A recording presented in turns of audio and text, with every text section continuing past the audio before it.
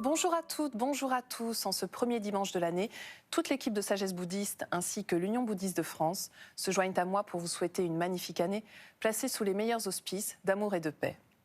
Nous vous proposons pour débuter 2017 la rediffusion d'un documentaire très émouvant à travers la rencontre de Lama Rinchen Palmo, une Française devenue lama à Holy Island, une petite île écossaise, où elle donne des enseignements et dirige des retraites de 3 ans pour les femmes. Je vous laisse découvrir son portrait dans ce documentaire de Michel Bollez.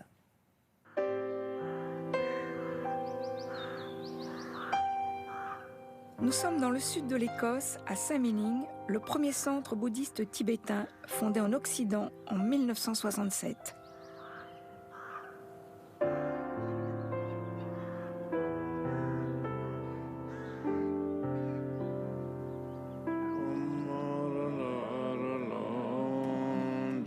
Lama Rinchen y a débuté son cheminement spirituel dans les années 70, guidé par son maître spirituel, Akong Rinpoche.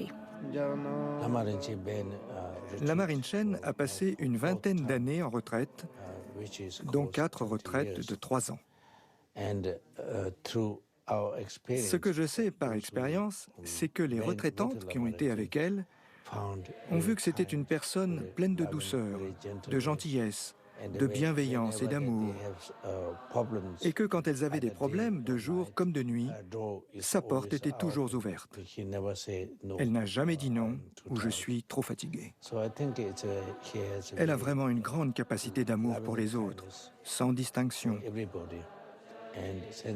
Et depuis plus d'une vingtaine d'années qu'elle fait ça, elle est certainement plus que digne d'être appelée lama. Aujourd'hui, elle s'occupe principalement de guider les retraitantes sur l'île d'Holy Island.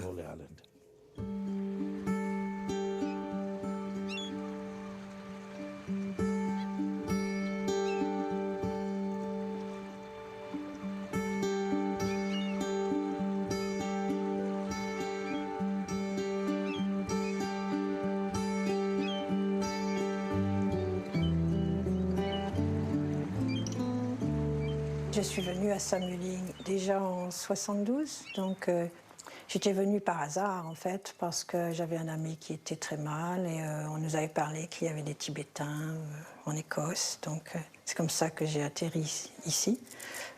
Et nous sommes restés peut-être 9 mois, 1 an à l'époque. Ouais. Et j'ai continué à être en relation avec le bouddhisme, à prendre refuge, et donc ça s'est fait progressivement, petit à petit.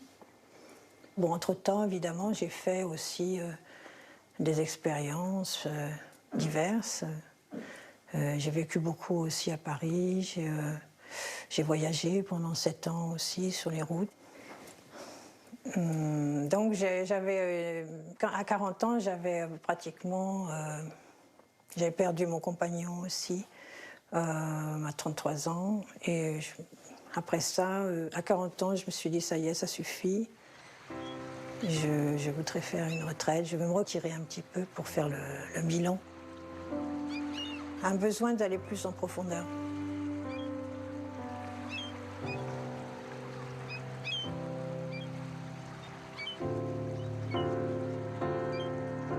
C'est un endroit qui est très beau, où on a encore des animaux qui vivent sans attache aucune, hein, qui vivent leur vie d'une manière totalement libre, hein, des poneys, des animaux superbes qui n'ont jamais connu de maître, quoi, hein, qui vivent encore leur vie normalement, quoi. Sur le plan de la faune et de la flore, il y a quand même... c'est devenu un sanctuaire aussi pour les oiseaux. Les oiseaux s'arrêtent là, les oiseaux migrateurs s'arrêtent quand ils sont fatigués. C'est vraiment un bel endroit.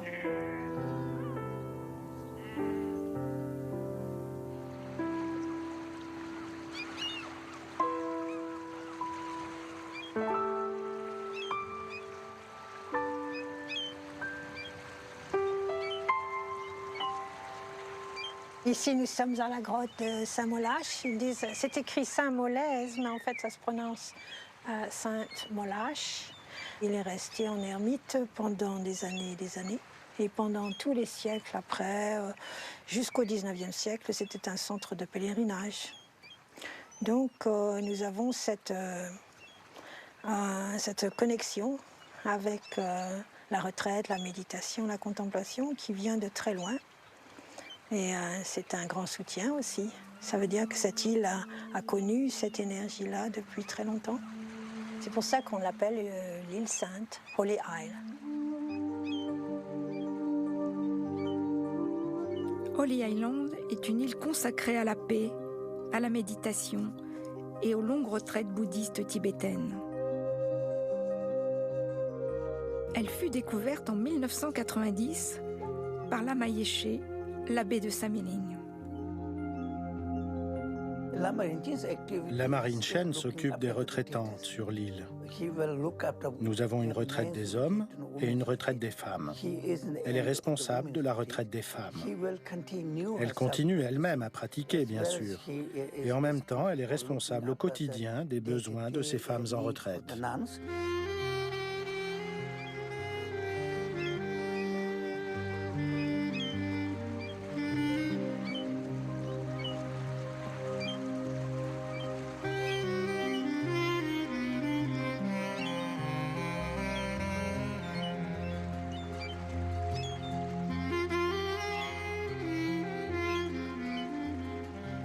Donc nous sommes là au sud de l'île et c'est l'endroit des retraites de 3 et 4 ans. Donc on ne peut pas approcher davantage, hein. C'est un endroit exclusivement réservé aux retraitantes. Personne n'y a droit d'accès. C'est un endroit très calme bien sûr et très protégé. C'est ce qu'il nous faut en fait pour les retraites. Il y a 10 retraitantes à l'heure actuelle. Oui. Et sur l'île d'Aran, il y a l'équivalence pour les hommes. Et là, ils sont, je pense, 17 ou 18 à faire la même retraite.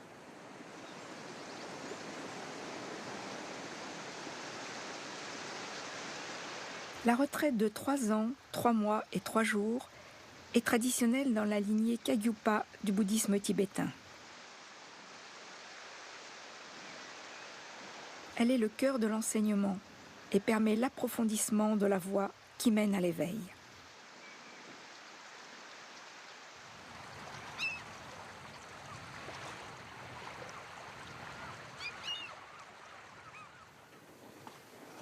Dans une situation de retraite, on a la possibilité d'être totalement à nu. C'est quelque chose qui est difficile à faire au départ sans peur. Parce que personne ne veut être à nu. Hein. C'est une situation où on se sent vulnérable. Hein. La peur est en fait l'obstacle premier dans notre épanouissement. C'est la peur d'être... la peur de la peine, la peur de la douleur, oui, la peur d'être agressé d'une manière ou d'une autre. Hein. Donc on se protège. Et... en retraite, on a cette possibilité de laisser lâcher les protections, toutes les cuirasses, tout ce qu'on peut élaborer pour se sentir en sécurité. Donc la retraite permet de faire l'expérience, en fait, d'être d'être à nu. Et peut-être aussi, surtout, je crois, beaucoup plus de tolérance. Parce que l'intolérance vient de la peur. Hein. Plus de tolérance veut dire qu'il y a plus d'ouverture d'esprit, donc il y a plus de relâche, il y a plus de compassion. Il n'y a pas vraiment d'éveil sans compassion. Notre souffrance vient toujours du fait de vouloir retenir le temps, de retenir les choses. C'est notre saisie du moi hein, qui crée toute cette crispation. Hein. Et ce besoin de toujours contrôler, de tout vouloir contrôler, alors qu'il n'y a rien à contrôler. Et on perd beaucoup d'énergie à ça, on s'épuise. alors qu'en fait, c'est pas nécessaire du tout. Les retraites de groupe sont intéressantes parce qu'on a tout un groupe de gens autour de nous qui nous font miroir. Et ce sont les mêmes personnes tous les jours. Donc, il n'y a pas d'échappatoire. Rien ne change sauf notre esprit, en fait. Le sens de la retraite, c'est pouvoir revenir à l'esprit même, à notre esprit. C'est là qu'est la véritable plénitude. La complétude, c'est la nature même de l'esprit. Et tout est là. C'est ça la valeur ultime de la retraite.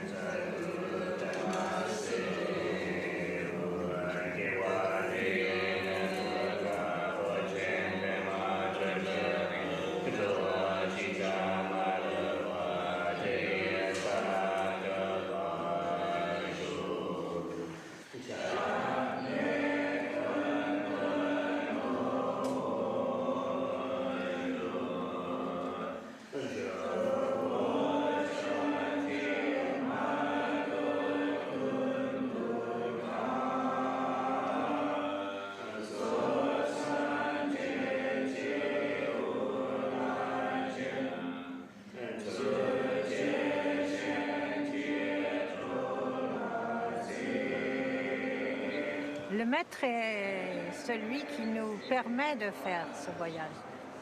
Il nous tend la main pour quand justement on fasse le voyage. Il est là pour nous tirer. Hein?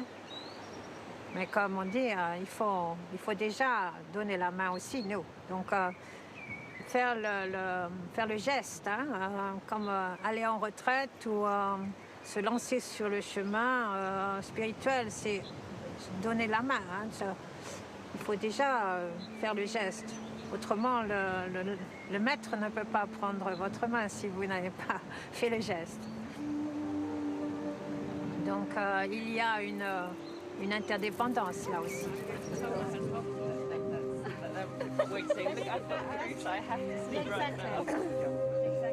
Tout le monde n'est pas dans la possibilité de faire des retraites de 3 ans, hein, ou même d'1 an. Hein. Les gens ont des familles, de leur occupation, du travail.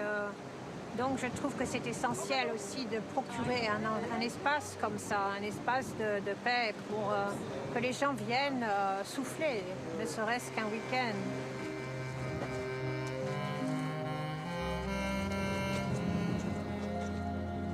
Quelquefois, un week-end, quelques mots peuvent changer une vie. Hein? Et d'ailleurs, souvent, on voit les gens arriver très nerveux, submergés, et ils repartent joyeux, légers. Ça fait plaisir.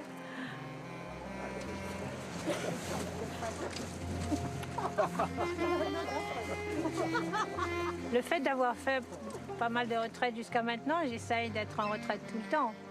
Parce que la retraite, elle est dans l'instant, elle n'est pas ailleurs. Un jour, ici, il fait du vent, le lendemain, il fait calme, le lendemain, c'est la grosse tempête. Parfois, ici, on a 3 climats dans la même journée. Et dans l'esprit, c'est pareil. Donc, il y a un roulement, il y a l'impermanence, il y a le fait que rien n'existe vraiment. Tout change. Donc, essayer de s'accrocher à quoi que ce soit, c'est vain, véritablement. Donc, en fait, l'île elle-même nous aide dans ce sens. On se recueille plus facilement, je trouve. C'est un endroit béni, c'est sûr.